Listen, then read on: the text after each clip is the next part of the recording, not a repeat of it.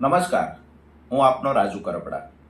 હાલ વિસાવદરની વિધાનસભાની પેટા ચૂંટણીમાં જે ચૂંટણીનો ખરેખર જંગ જામ્યો છે ત્યારે ભારતીય જનતા પાર્ટી દ્વારા તમામ સમાજના આગેવાનોનો ઉપયોગ કરવામાં આવી રહ્યો છે. એમાં ખાસ કરીને કાઠી સમાજના અમુક આગેવાનોને જવાબદારીઓ આપવામાં આવી છે. દરેક ગામડે ગામડે ફરી અને ભાજપમાં મતદાન કરાવવા માટેની જવાબદારીઓ અપાઈ છે. પણ તમામ સમાજને મારી અમુક વિનંતી પણ છે અને ટકોર પણ છે કે ભારતીય જનતા પાર્ટીની સરકાર 30 વર્ષથી ગુજરાતમાં છે. કાઠી સમાજના કોઈ વ્યક્તિ પર ગુનો દાખલ થાય પછી નિર્દોષ છે કે આરોપી છે, ગુનેગાર છે, આ તો નક્કી કોર્ટે કરવાનું છે. પણ કોઈ પર એક કેસ થાય અને એના પરિવારમાંથી જે બેન દીકરીઓને પોલીસ સ્ટેશન લઈ જવામાં આવે છે, એક રાત સુધી રાખવામાં આવે છે, એમની આબરૂ ઉપર ઘા કરવામાં આવે છે, આ જવાબદારી કોઈ નેતા લે છે ખરા? સામાજિક આગેવાન કોઈ જવાબદારી લે છે ખરા? ગૃહમંત્રી પાસે આનો એક પરિપત્ર કરાવી શકશે ખરા કે આરોપી કોઈ પણ હોય એના ઘરમાંથી બેન દીકરીઓને લઈ જવી પોલીસ સ્ટેશન આ કાયદાની વિરુદ્ધ છે? તો કોઈ પણ આરોપી પછી કાઠી સમાજ હશે કે અન્ય સમાજ હશે એની બેન દીકરીને પોલીસ સ્ટેશન લઈ જઈ પોલીસ હેરાન નહીં કરી શકે, આવી ખાતરી કાઠી સમાજના આગેવાનો સરકારમાંથી અપાવી શકશે ખરા? જો અપાવી શકતા હોય તો નિસંકોચ તમે સમાજના મત માંગો.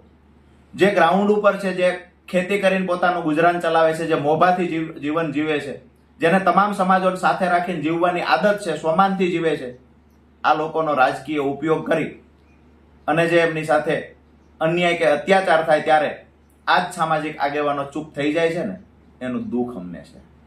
આ વાત કરીએ પાટીદાર સમાજની તો પાયલબેન ગોટી સાથે અત્યાચાર અન્યાય થયો તો પાટીદારની દીકરી પર અન્યાય થયો ત્યારે ભાજપના કેટલા ધારાસભ્યો ખુલીને બોલ્યા? આનું કોઈ નામ હોય તો મને આપજો. આજે વિસાવદર વિધાનસભામાંથી જે ભાજપના ઉમેદવાર ચૂંટણી લડે છે, પાયલબેન ગોટી પર અન્યાય થયો, આખા ગુજરાતે જોયું, આખા દેશે જોયું. વિસાવદર વિધાનસભાના ભાજપના ઉમેદવારે સરકારમાં એક રજૂઆત કરી હોય કે આ દીકરી સાથે ખોટું થયું છે, એક રજૂઆત કરી હોય, એક પત્ર લખ્યો હોય તો મને બતાવજો.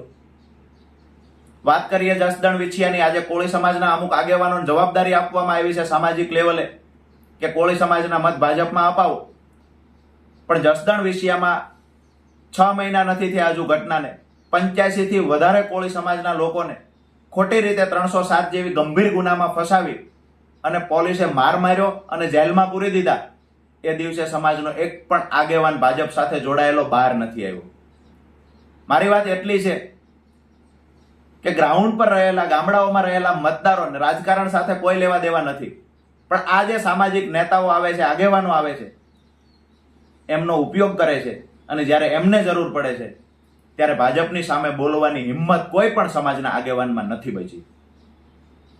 એક વિનંતી હું કરવા આવ્યો છું, ખાતરી પણ આપવા આવ્યો છું કે ગોપાલભાઈ ઇટાલિયા જસદણ વિછિયાવાળી ઘટના કોળી સમાજની હતી તો એમાં ડંકાની ચોટ પર લડ્યા છે. પાયલબેન ગોટીવાળી ઘટનામાં હું એનો સાક્ષી છું, લડ્યા છે. હેમુબેન વાળી ઘટના હશે તો ક્યાં હતા આગેવાનો? એક તમે કર્મચારીની બદલી નથી કરાવી શક્યા. 8-8 દિવસ સુધી દીકરીઓને જેલમાં રાખવામાં આવી. કોઈના પરિવારમાંથી 80-80 વર્ષના માજીઓને, ડોહીમાને પોલીસ સ્ટેશન બેસાડી દેવામાં આવે. કોઈના ઘરના પ્રાણીઓ પોલીસ સ્ટેશન લઈ જવામાં આવે. આરોપી છે, આતંકવાદી નથી. સગાવાલાઓને ટોર્ચર કરવામાં આવે. ભાજપ સાથે જોડાયેલા નેતાઓને કહીએ છીએ જો તમારામાં તાકાત હોય કે ગૃહમંત્રી પરિપત્ર કરી દે અથવા ગૃહમંત્રી પોલીસને સૂચના આપી દે કે આરોપીને તમે ફૂંકી મારજો, પણ એના પરિવારની બેન દીકરીઓને ક્યારેય હેરાન ન કરતા, આટલી ખાતરી સમાજના આગેવાનો આપી શકતા હોય પછી તમામ સમાજના આગેવાનોને કહીએ છીએ જો આટલી ખાતરી આપી શકતા હોય તો સમાજનો ઉપયોગ કરજો. બાકી રાજકીય હાથો બની અને સમાજને હેરાન કરવાનું કામ ન કરશો.